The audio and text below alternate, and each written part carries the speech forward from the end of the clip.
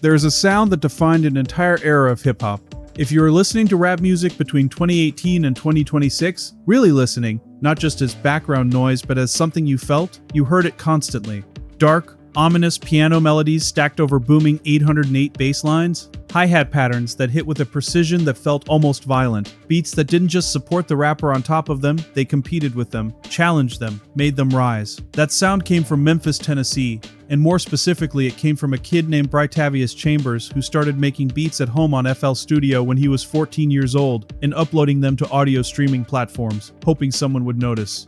Someone noticed. On Thursday, June 18, 2026, officers from the Metropolitan Nashville Police Department conducted a welfare check at an apartment on Martin Street. Inside, they found Grammy-nominated music producer Tay Keith, born Brytavious Keith Chambers, unresponsive. He was 29 years old. No foul play was suspected.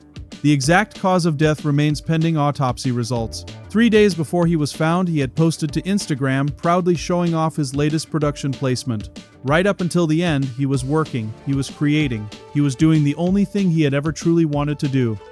This is his story, and it is one of the most remarkable stories in the history of modern hip-hop. Brytavious Keith Chambers was born on September 20th, 1996 in South Memphis, Tennessee, one of the most culturally significant, most historically rich, and most economically underserved parts of one of America's most musically important cities. Memphis gave the world blues. It gave the world soul.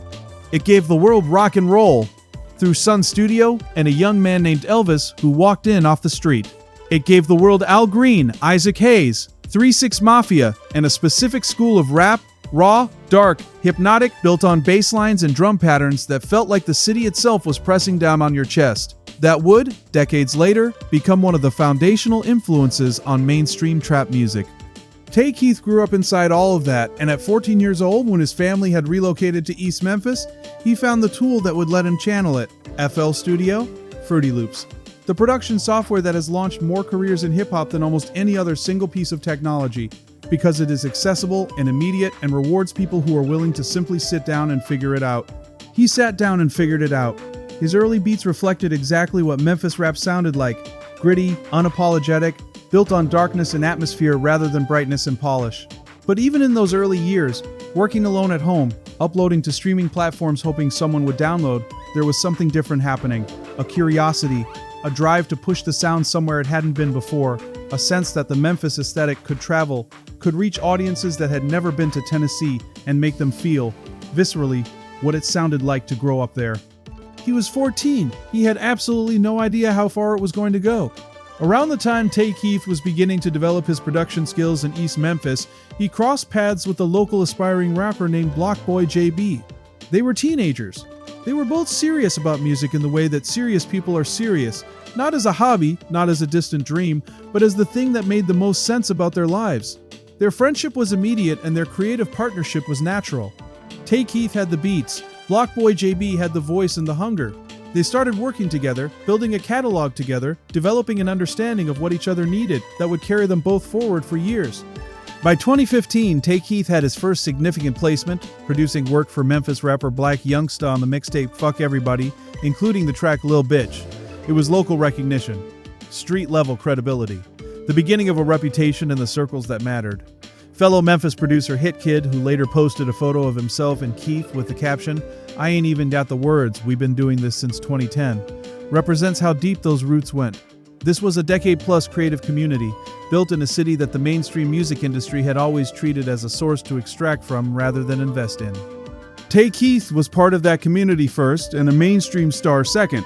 That sequence mattered to him. It showed in everything he did afterward. In 2018, Tay Keith became one of the most important new names in music. Not gradually, not slowly, all at once, in a stretch of months that would have been implausible as a movie script. It started with Blockboy JB and Drake. Blockboy JB had been building momentum. The shoot dance had gone viral. When Drake came calling for a collaboration, the result, Look Alive, produced by Tay Keith, hit number 5 on the Billboard Hot 100. An ominous piano melody, a pounding bass, exactly the sound Keith had been building toward for years, now playing out of speakers everywhere.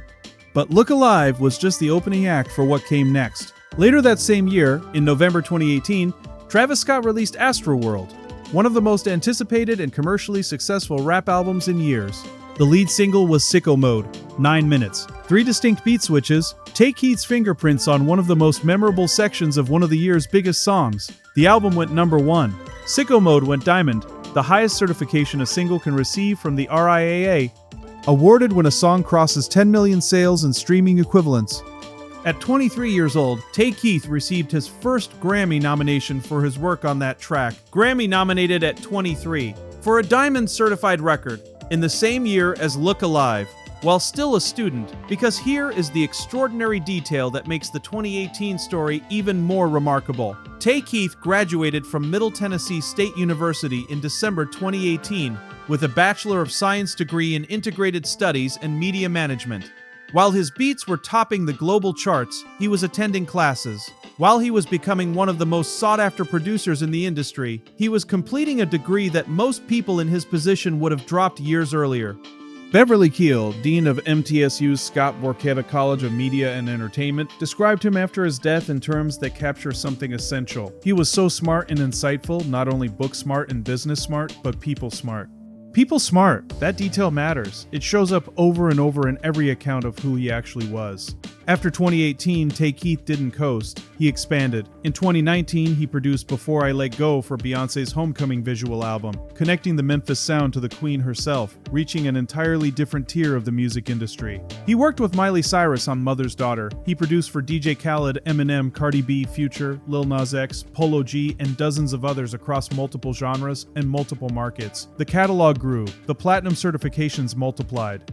In 2018, alongside his manager Cambrian Strong, he co-founded Dramatize Music Group, a record label and creative hub rooted in Memphis. And here is where his story takes a turn that distinguishes him from most producers of his generation. Dramatize became the second black-owned recording studio in Nashville. Not just a label, a physical creative space, a music camp where emerging and established artists came to work, where Walker Hayes and Raina Roberts showed up alongside hip-hop artists, where the Memphis sound began bleeding, deliberately and ambitiously, into country music.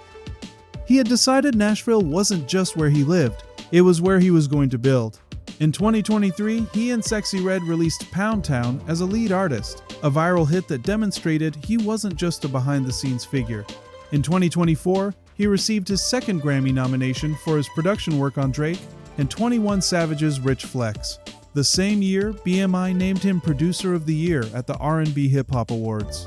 In 2025, he appeared on The Feet. His oldest friend and creative partner, the man who had been making music with him since they were teenagers in East Memphis, later shared a screenshot of their phone's call log. They had talked every day right up until the end. Blockboy JB's caption was 5 words that landed like a fist. "We talked every day. Yeen tell me you was leaving."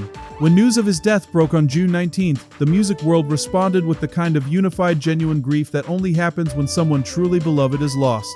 Drake posted, Travis Scott posted, Sexy Red, NLE Choppa, Key Glock, the list went on and on. His family released a statement honoring him as someone who embodied love, strength, and guidance for everyone around him. The Metropolitan Nashville Police Department confirmed no foul play was suspected. His cause of death remains pending the results of an official autopsy. He was found on a Thursday afternoon. 3 days earlier, he had been posting about music he was proud of. He was 29 years old.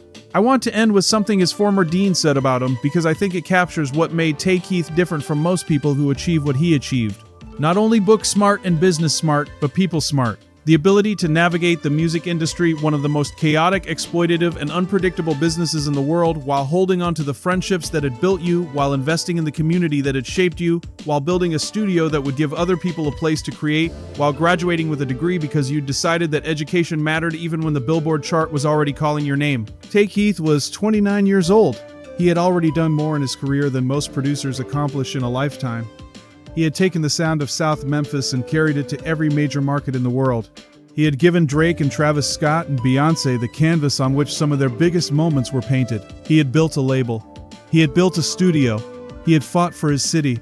And somewhere in his apartment on Martin Street in Nashville, on a Thursday afternoon in June, he was simply gone. The music he made is still here.